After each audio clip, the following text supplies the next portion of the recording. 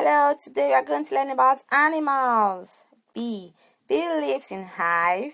Bee eats honey. Rabbit. It lives in a hole. It eats fruit and vegetables. Horse. It has 4 legs. It can run very fast. Fish. It lives in the water. Some fish are fierce.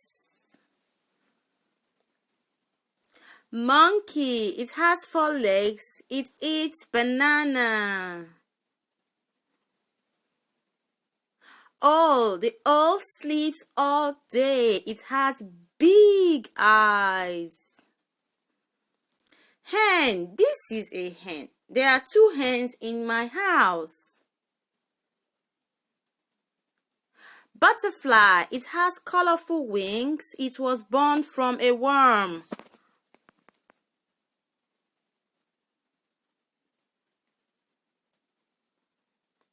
Giraffe. It has long neck. It